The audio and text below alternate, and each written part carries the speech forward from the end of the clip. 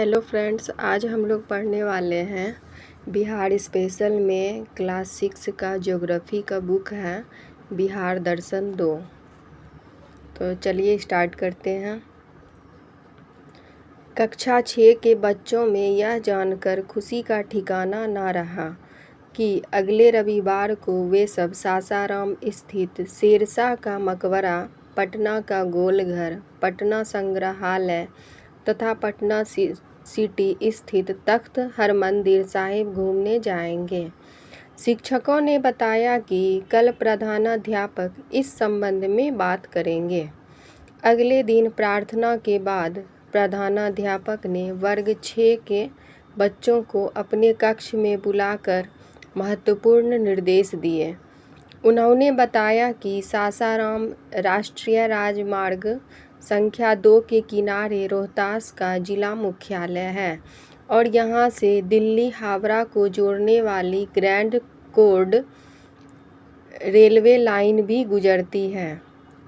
राकेश अपनी उत्सुकता न रोक सका और पूछ बैठा, सर हम लोग वहाँ क्या रेलगाड़ी से जाएंगे?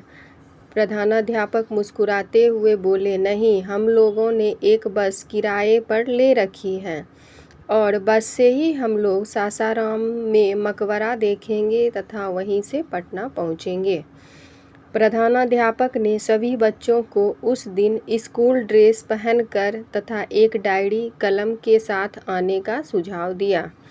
उन्होंने बच्चों को 3 समूह में बांट दिया और निर्देश दिया कि प्रत्येक समूह के बच्चे देखे गए स्थलों के संबंध में प्राप्त जानकारियाँ और सूचनाएं नोट करेंगे। परिभ्रमण से लौटने के बाद बड़े समूह में इनकी चर्चा की जाएगी। निर्धारित समय पर सभी बच्चों ने पहले से तय दर्शनीय स्थलों को देखा। शनिवार के दिन विद्यालय की बाल सभा में प्रधानाचार्य के निर्देशानुसार समूह क के बच्चों ने एक बड़े समूह को बताया कि रोहतास जिला मुख्यालय सासाराम में अफगान शासक शेरशाह का मकबरा स्थित है।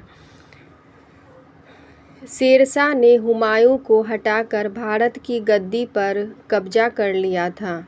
यह मकबरा शेरशाह ने अपने जीवन काल में ही बनवाना प्रारंभ कर दिया था। यह मकबरा अष्टकोणीय है जो लाल पत्थरों से बना हुआ है। मकबरे की छत गोल गुंबद के रूप में है। यह मकबरा एक तालाब के बीचों बीच है और वहां तक जाने के लिए बीचों बीच एक पुलिया मुख्य द्वार से मकबरा तक बनी हुई है।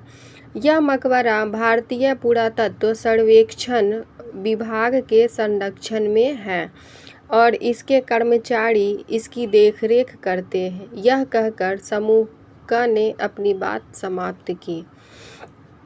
फरीद खां ने युवा काल में ही अपने संरक्षक की हत्या करते हुए एक शेर को तलवार से एक ही बार में 2 टुकड़े कर दिए थे। तभी से उसे शेरशाह पुकारा जाने लगा।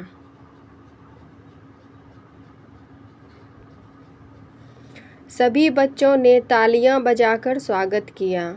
अब समूह ख की बारी थी। समूह ख की ओर से रीता ने कहना शुरू किया, हम लोग दोपहर के समय पटना पहुँचे और सबसे पहले गोलघर देखने गए। यह जगह पटना के गांधी मैदान के पश्चिम में स्थित है। गोलघर की गोल दीवारों पर एक सूचना पट लगी है जिसमें गोलघर के संबंध में कई जानकारियां दी गई हैं।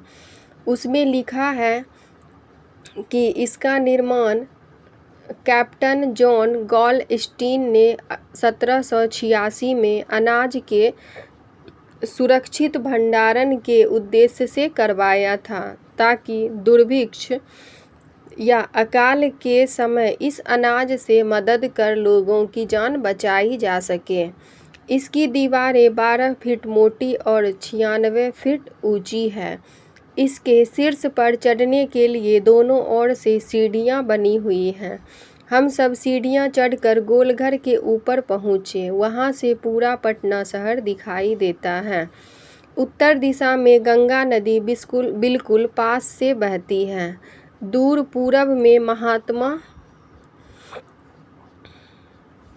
गांधी सेतु दिखाई पड़ता है, जिसका विस्तार दूर तक दिखाई देता है। गांधी मैदान का विहंगम खुला क्षेत्र और एक किनारे पर स्थित श्री कृष्ण मेमोरियल हॉल तथा चारों ओर ऊंची इमारतें बहुत ही आकर्षक लगती हैं।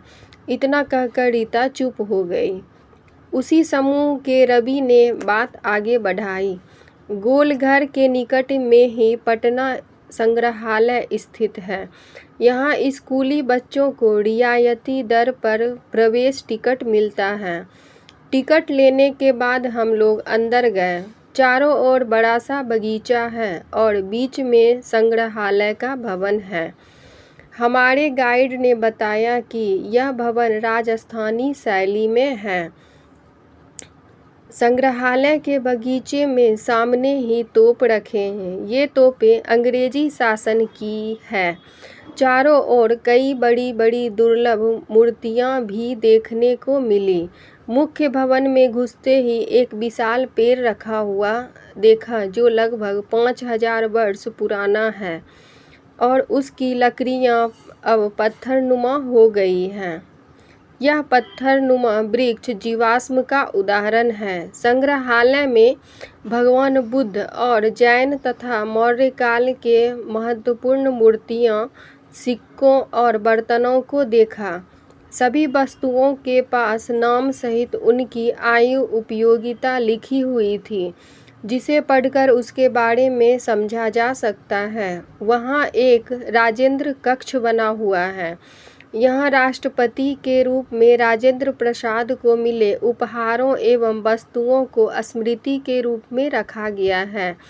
हाँ, संग्रहालय में रखी किसी वस्तु को कभी छूना नहीं चाहिए। वहाँ हर जगह ऐसी सूचनाएं लिखी थी। हर कमरे में दीवार पर कैमरे लगे हुए हैं। अगर कोई पूछेगा तो कैमरे में उसकी फ़ोटो आ जाएगी। वहाँ पत्थर की एक सुंदर सी मूर्ति थी, जिस पर यक्षिणी लिखा हुआ था। वह मूर्ति दीदारगंज में मिली थी। वह मूर्ति बहुत ही चमक रही थी और उसके गले में एक हार भी था। हम सब ने घूम घूम कर पूरा संग्रहालय देखा। संग्रहालय देखने से इतिहास की समझ बनती है, रवि ने कहा। सबने ताली बजाकर स्वागत किया। शिक्षक ने अब सुंदरलाल को बोलने का इशारा किया।